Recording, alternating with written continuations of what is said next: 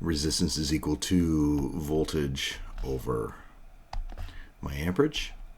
And we know we got a voltage here that's 120 volts divided by my amperage of 10.63 is going to equal 11.294 or 11.3 ohms. Do the same thing down here. My resistance is equal to my voltage over my amperage. 120 volts divided by 5 is going to leave me with 24 ohms. So it's important that we do this portion of the calculation, because really what we're talking about is a television. And over here we're talking about a hairdryer. And a hairdryer has a set value of resistance to it. And that resistance isn't going to change regardless of what it's connected to. That resistance is a function of the element that is inside of it. Purely resistive element heats up as current flows through it.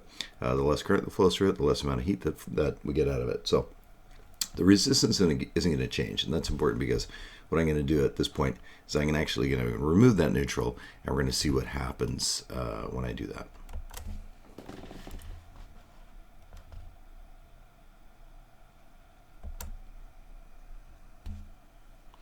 Okay, so now we've got just cleaned up a little bit, broken the neutral over here.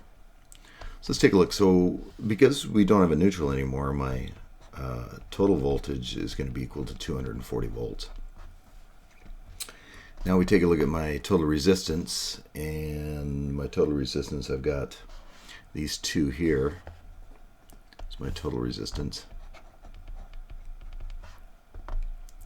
So I got 35.294 to be exact.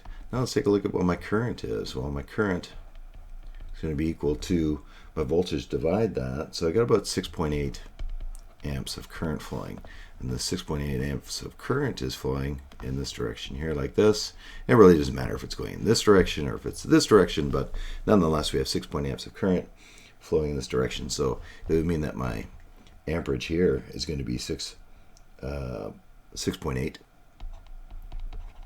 Right, all points in a series circuit, amperage here is 6.8.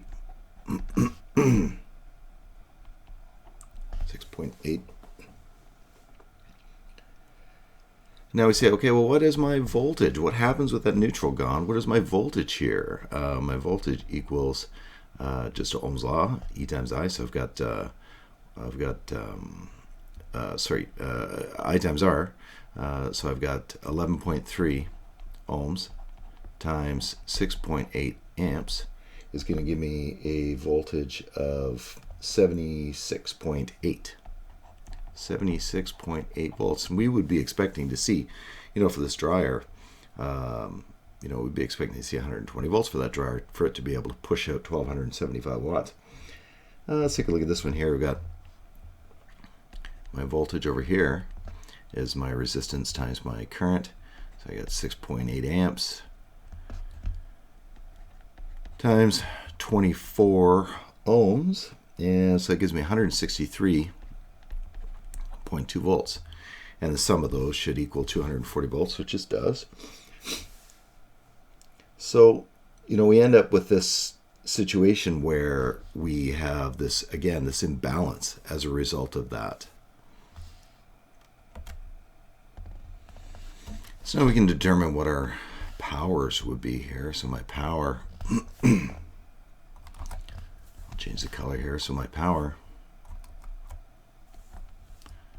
at the hairdryer is going to be equal to my voltage at the hairdryer, 76.8 volts, times my 6.8 amps is going to give me 522 watts, 522.24 watts.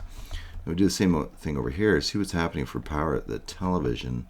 We got 6.8 amps times 163.2 volts.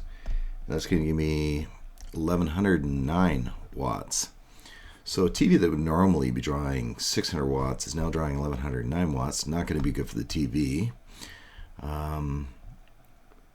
The hairdryer that normally is pulling 1275 watts is only going to be pulling 522 watts, so going to take you a long time to dry your hair there.